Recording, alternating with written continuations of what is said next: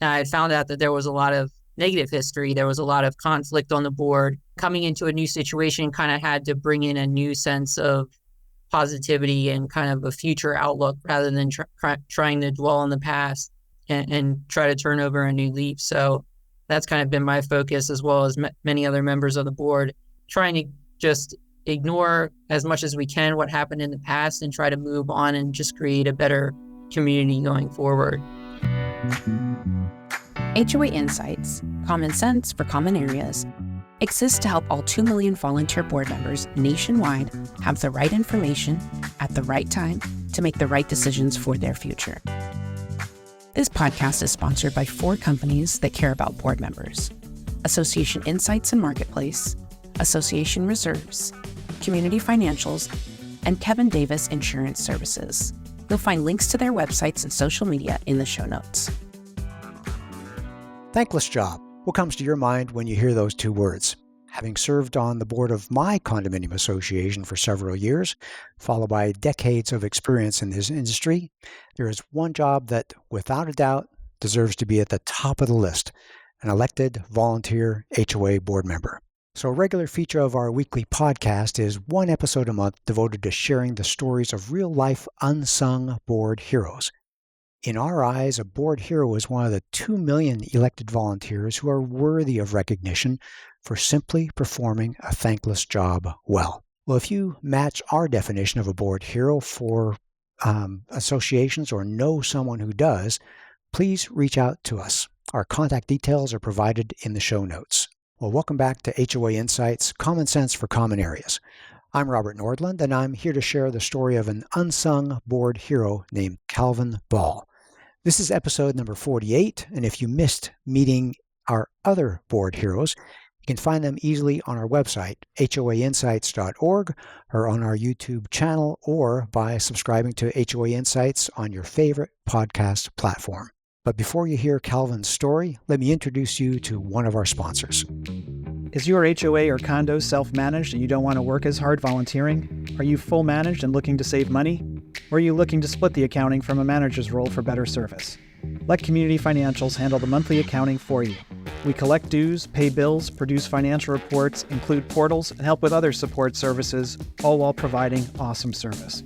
We'd love the opportunity to help you make your community accounting stress-free with our industry-leading systems and expert team. Visit our website, communityfinancials.com, to learn more. My name is Calvin Ball, and I served as a volunteer on my board in my HOA community for about 6 years now. Has about 150, 175 units on the property, located in central Maryland, about halfway in between DC and Baltimore. And when I'm not wearing my board member hat, I like to take care of my cat Gigi. She keeps me busy when I'm not at work. As far as work, I'm a tax accountant by day. So it really helps being in accounting and tax for being treasurer on the board. 3 words to describe the job of a board member. That's actually very tough. I would have to say patience is a big one. Thankless. The job is very thankless. There's a lot of things to do that people don't really acknowledge until well after the fact. I would say it's very demanding. A lot of people kind of come to you, then they look up to you as well to hopefully do the right thing to make the community better and keep things in order. The main story I'd like to tell about being a board member is just making sure the community keeps its value. My community is probably about 30 years old or so. A lot of things hadn't been taken care of, so it feels really good to be able to come in and put in the time to make things better and hopefully make things last another 30 years. As you just heard, Calvin has served as the treasurer for his HOA board for the last 6 years. The property is about 30 years old with a budget of $700,000. Now, Calvin emphasized how invested he is towards maintaining its value for another 30 years. We asked him if that was his primary motivator for serving on this association's board of directors. The biggest thing that motivated me was just seeing things in the community that really needed to be improved. Just trying to see what I could improve on, considering a lot of things were original from when the community was put together. So we wanted to make sure that things were going to last another 30 years. So there's been a lot of big ticket items we try to fit into the finances, try to look at the reserves and see, can we replace these items and can we get quality products? Because a lot of the things, when they break down, actually the manufacturers aren't even with us anymore. So replacement is kind of actually the only option. So that's kind of one of the biggest things I saw, was we really wanted to make sure that this community lasts another 30 years as opposed to just kind of making small repairs as we go. Calvin's association currently has 6 out of 7 total board seats filled, each with term limits of 2 years. That vacancy made us wonder how easy it is to be elected at that board, and if Calvin intended to run for re-election when his current term ends. The process of joining our board is fairly easy. Typically, not many people want to be on the board for various reasons. They might have other obligations in life. But for our community, it's fairly easy. I believe our annual meeting is in May of this year, so we have a couple months to go. But we just started accepting resumes for the positions. So typically, people will send in resumes a couple months before, and those will get, once we have a cutoff, we'll send those resumes out to the entire community, and then they will come to the annual meeting and vote. We might have 5 or 6 people put in their names to come join the board, and we actually have an open seat. So in this case, we might be able to just have that extra person kind of fill in. For as long as I live in this community, I'll try to stay on the board. I know a lot of people on the board really like working with me, and I like working with them. So it's been a really good relationship so far, as well as the property manager.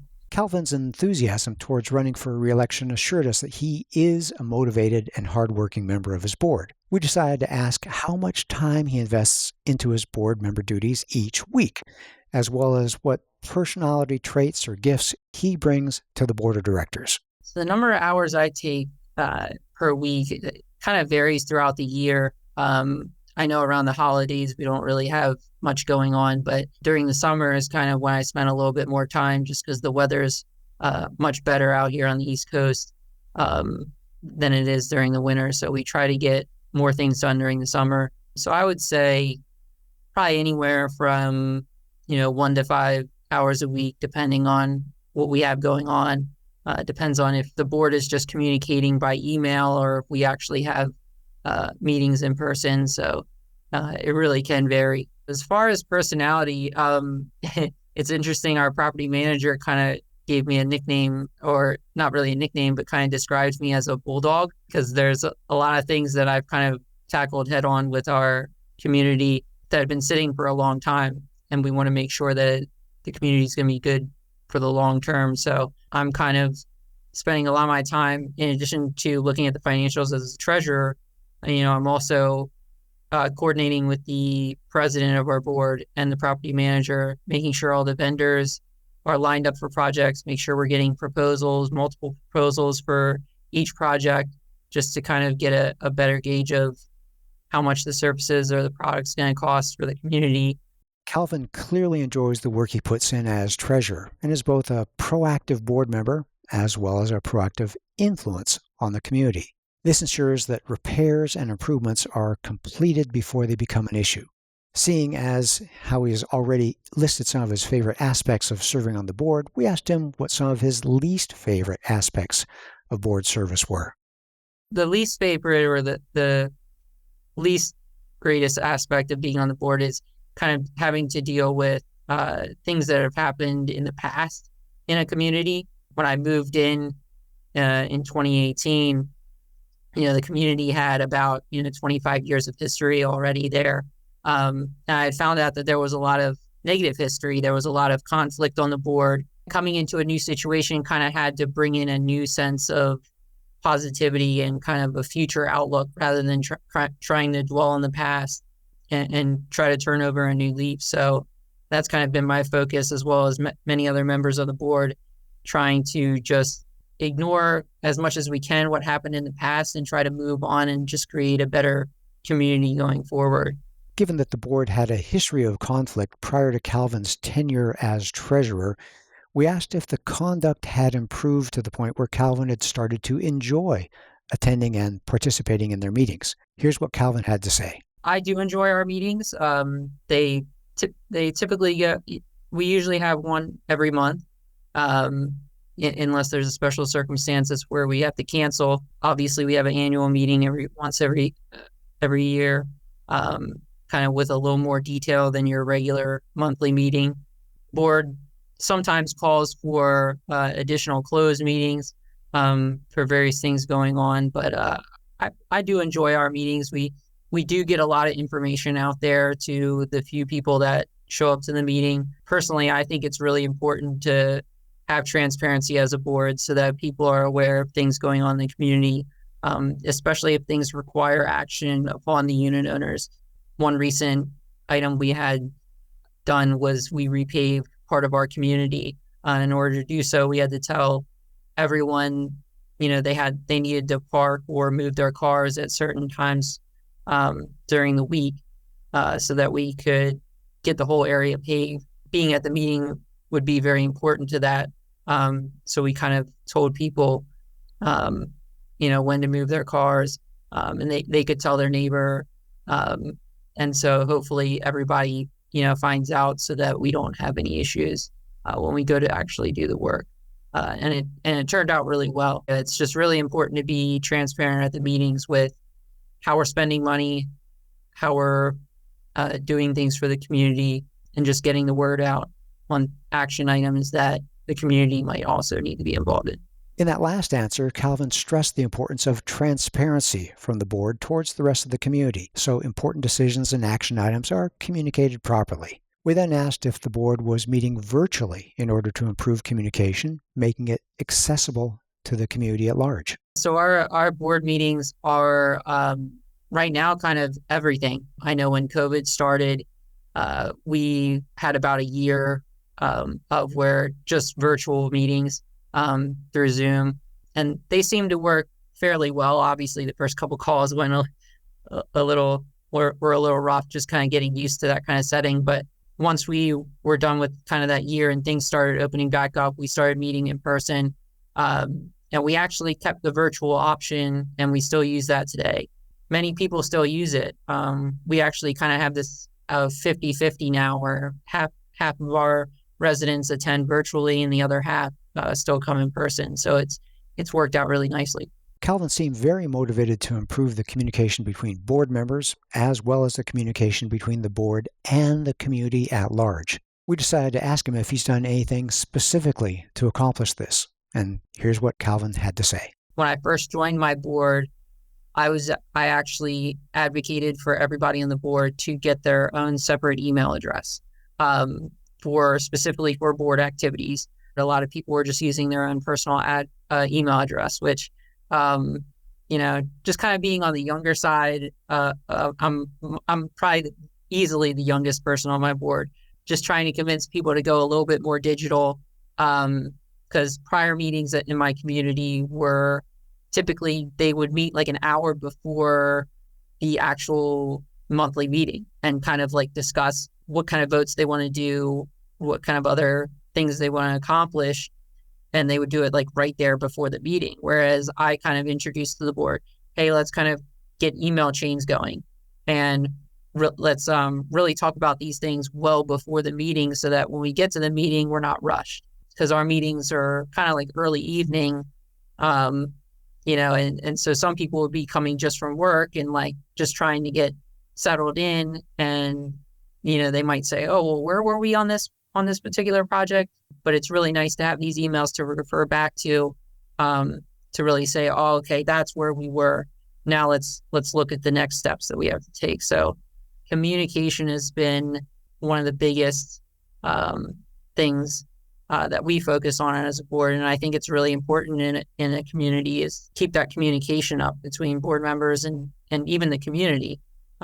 We've also thought about creating some sort of like newsletter or website for our community as well. That's kind of on the back burner right now just because we have so much going on. But I think being able to communicate both in person and virtually is huge in today's world. As many of the board members that listen to the podcast know, proper and timely communication is not always going to quell the tempers of unit owners in the community. This is especially true now that so many homeowners are working from home and seeing things around the community that they wouldn't have before. To that end, we asked Calvin if he had any experience mediating tensions between the board and community members.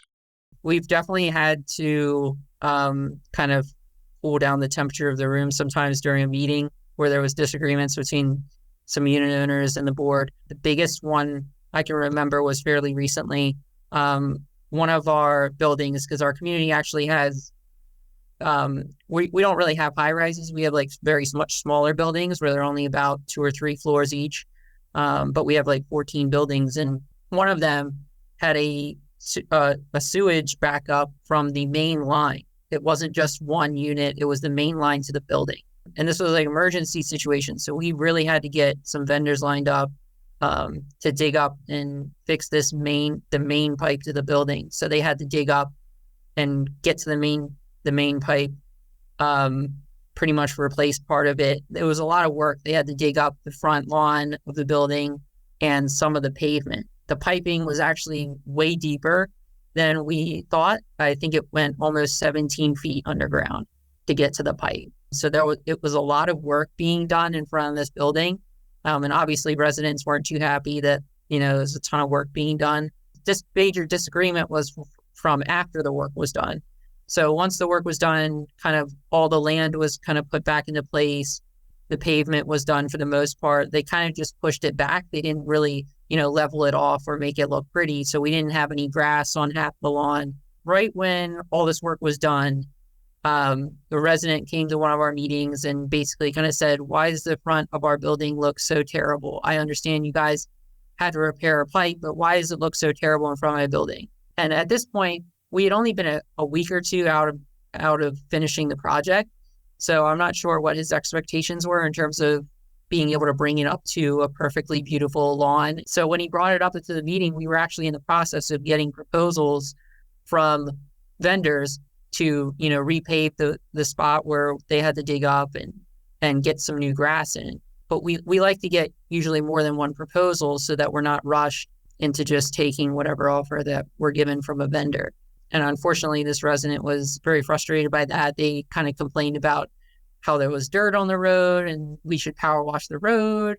And so there was a lot of costs that this resident wanted us to undertake just to make it pretty within a week after the work. And so we had to remind him that, look, this was an emergency situation. We had to get a vendor out right away to fix this. And this was in his building. So I'm not sure, we just wanted to make sure, hey, look, we wanted to focus on the main problem. We don't want sewage backing up in your unit because that's an even worse situation than having to deal with, let's just get some new grass in front of the building. So he kind of came to subsequent meetings kind of complaining about the same thing as we were still in the process about a month later at the next meeting. But after that second meeting that he was kind of frustrated at, we had it resolved and he understood after we kind of explained a lot of things to him. Throughout his answers, Calvin had emphasized that his goal was for the board to be setting their focus towards creating a better community going forward. And we asked Calvin to expand on that thought and tell us more about his board's current focus. As I mentioned before, we kind of have a long-term outlook. Yeah, one of the biggest focus we have as a board is trying to make sure that the community lasts another 30 years. Looking at the reserve study very carefully to make sure that we can fix things when we can, but also replace as much as we can, considering a lot of things around the community are original from the late 80s, early 90s. So we really have that focus of doing things that will last a long time and focusing on quality more than anything. This community has had kind of a history of kind of just making small repairs here and there instead of replacing. So we're kind of focusing on just making sure we do everything right so that it lasts. Calvin briefly mentioned that they were following their reserve study very closely, which is something I always like to hear. To continue on this topic of reserves, we asked Calvin about their current percent funded. So percentage funded, I think we just recently hit the 100% mark. Ever since the collapse of the condominium in Florida, a lot of states have reconsidered their laws about the management of these associations, and Maryland's been kind of towards the front in trying to create better laws. The Condominium Act that Maryland has is pretty substantial already, because I believe they already required reserve studies, whereas I don't think Florida did, at least not at the time of the collapse. From that standpoint, the state of Maryland has pretty decent. They actually just recently passed something. I don't know if it's in the Condominium Act or Homeowners Association Act. They recently just made it a requirement that within this year or next year, you need to be fully funded in the reserves. So I believe we're 100% funded, but that, like I said, that just happened here recently within the past year or so. It's been a long journey to get there. Considering when I joined the board, we definitely were not even close to that number. So we've seen really good progress in the last few years. Getting to 100% funded in reserves is no small feat, regardless of how long it takes for an association to get there. We asked Calvin if the association had ever passed a special assessment before getting to that funding goal. Yes, we definitely have had a special assessment. We've actually had 2 in a row within the past couple of years, and this was actually during the pandemic. Shortly after I joined the board, I found out that our association was actually resolving a second water claim within the past 2 or 3 years when I joined the board. Shortly after that was resolved, our main insurer actually dropped the community, and we had to find a new insurance carrier. And when we were shopping for insurance, our broker told us that no main insurance company in the primary insurance market would take our community. So we had to go into a secondary insurance market where our premium was substantially higher.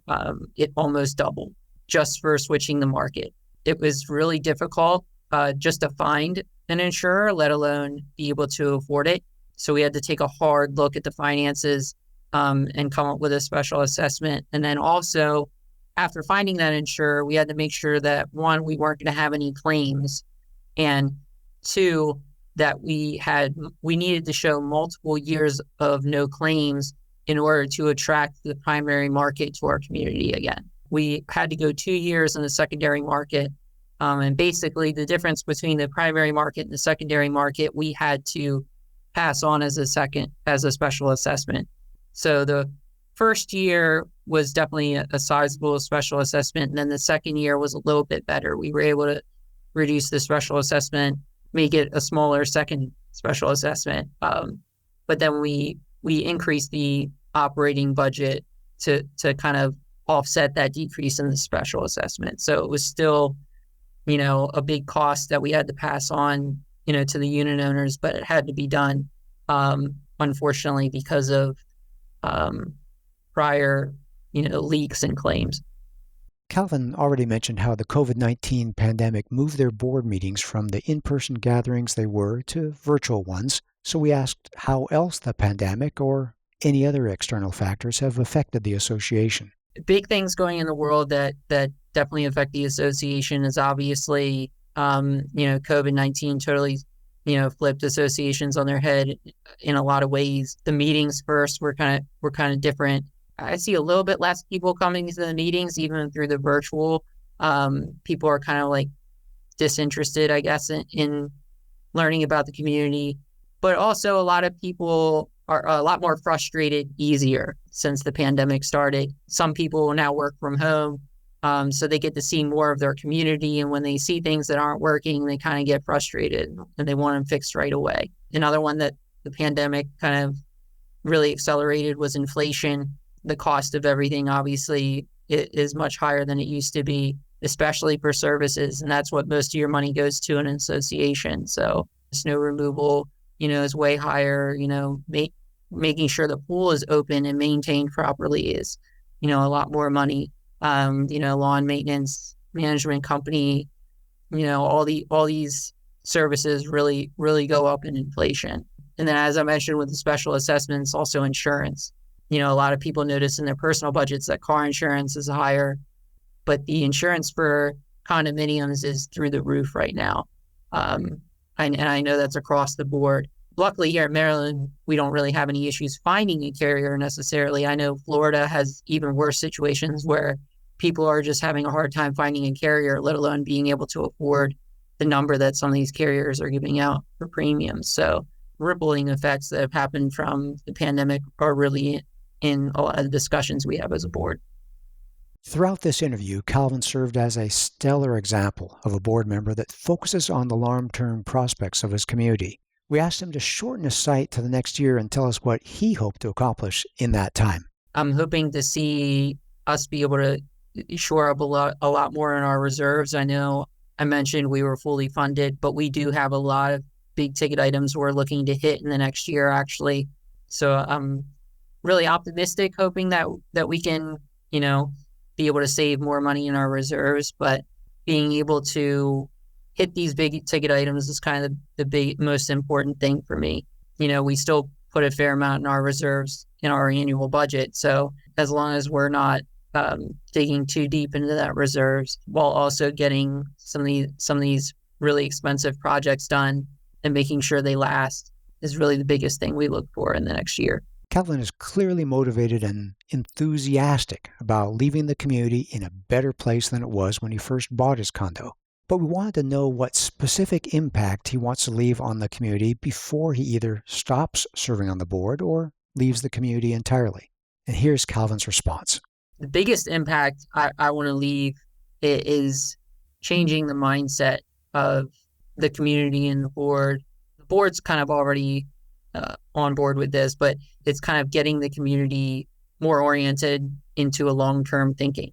A lot of people tend to think in the short term, and they tend to think in the now and be more reactive. But my main goal is to be proactive. We want to make sure that things are done properly, and then we can also be able to anticipate problems in the future. Kind of another goal is kind of to try to get the community on autopilot, if you will. I'm hoping that we can get to a point where our monthly meetings can just be, is there a few small things we have to take care of, and that's it, instead of trying to say, what's the status on this huge project we're dealing with that's going to take a year to actually be completed.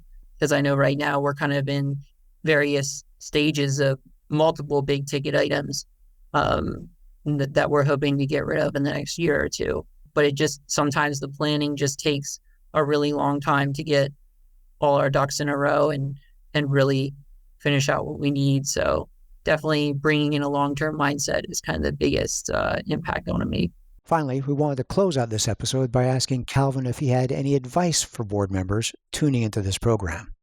If you're on a board, I definitely recommend increasing fees every year. I know this is a hard thing to hear for a lot of people that live in these communities, but it doesn't matter how the economy is going, there's always going to be inflation.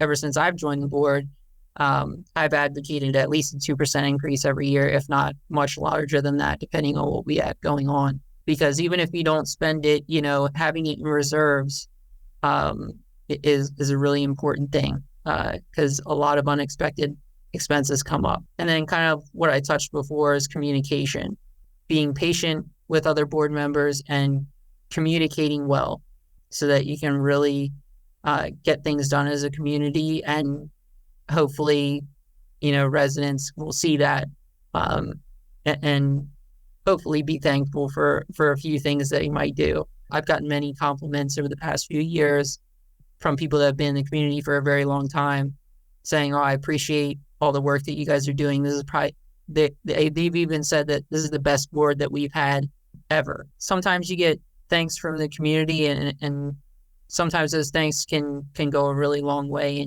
in motivating the board to do even more for the residents. I know it's often a thankless job being on the board, but oftentimes you get some people in the community that'll thank you for the hard work that you do. So it's kind of patience is a really big thing, and can go a long way. We wanted to publicly acknowledge Calvin for performing a thankless job well and compliment the entire board of directors at his community for taking their responsibility seriously to act in the best interests of their association. Well, thank you for joining us, and we look forward to another great episode next week. And remember, if you match our definition of a board hero or know someone who does, please reach out to us. Our contact details are provided in the show notes. You've been listening to HOA Insights, common sense for common areas. You can listen to the show on our podcast website, hoainsights.org, or subscribe on any of the most popular podcast platforms. You can also watch the show on our YouTube channel. Check the show notes for helpful links. If you like the show and want to support the work we do, you can do so in a number of ways. The most important thing that you can do is engage in the conversation. Leave a question in the comment section on our YouTube videos. You can also email your questions or voice memos to podcast@reservestudy.com or leave us a voicemail at 805-203-3130. If you gain any insights from the show, please do us a huge favor by sharing the show with other board members that you know. You can also support us by supporting the brands that support this program. Please remember that the views and opinions expressed by the podcast do not constitute legal advice. You'll want to consult your own legal counsel before making any important decisions. Finally, this podcast was expertly mixed and mastered by Stokelight Video and Marketing. With Stokelight on your team, you'll reach more customers with marketing expertise that inspires action. See the show notes to connect with Stokelight.